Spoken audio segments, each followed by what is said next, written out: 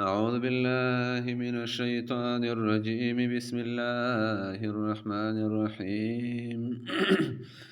يا بني إسرائيل اذكروا نعمتي التي أنعمت عليكم وأني فضلتكم على العالمين. دین الله رب عزت ترغیب ذکر کوي او ترهیب ورکوي ته او یا بنی اسرائیل اذکروا نعمتي التي دای تکرار وکم مخکم ذکر شیو او بهم دارونو تکرار مفسرین و ذکر کوي د دیو تکرار د دیو گناهونو د وجنه یا د دیو واقعا دا شروع بنی اسرائیل او واقعا دا ختمي نو په لفظ د بنی اسرائیل سره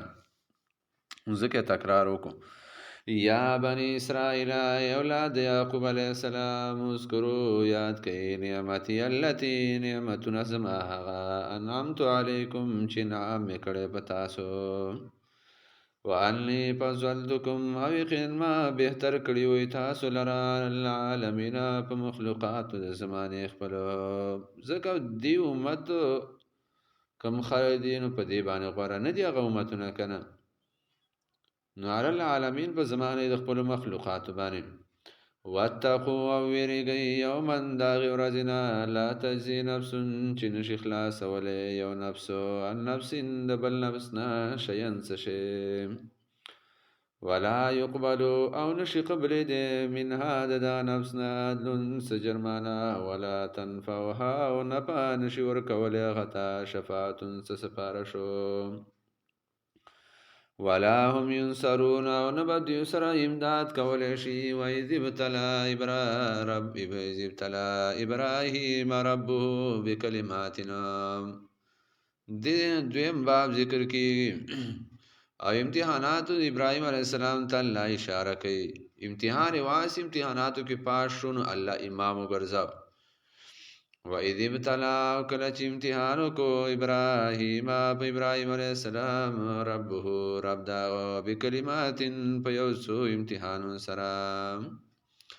فاتمهن نو پورا کړه هغه لرا قال ان الله تو فرمایل انی جاعلک یقین ز ګرځوم تعالی را للناس د خلق د پاره اماما پیشوا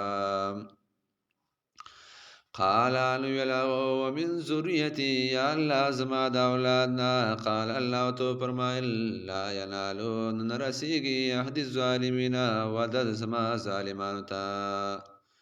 نو دا آیات کریمات دا دلیل په عصمت د انبیاء باندې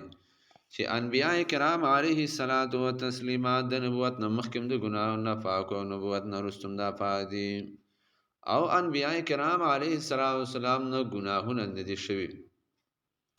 زه ګناهونه شوی نو هغه معصوم بنه دلته الله فرمای لا ینالو عهد الظالمین نرسیږي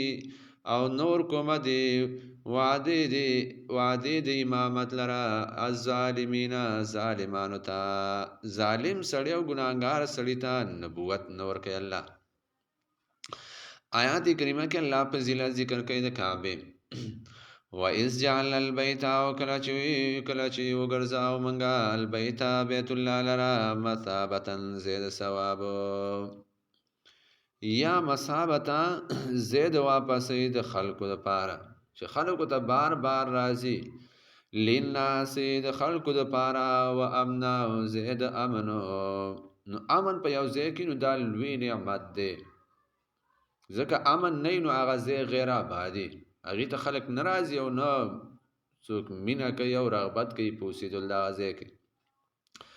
واتخذوا او ونسی من مقام ابراهیم د مقام ابراهیم سرا مصلا زید منزو واحدنا او حکم کو منگا الی ابراهیم علیہ السلام تا و اسماعیل علیہ السلام تا ان طهر بیتیا چې پاک کور زمان ان طهرا چې تاسو دواړه پاکئ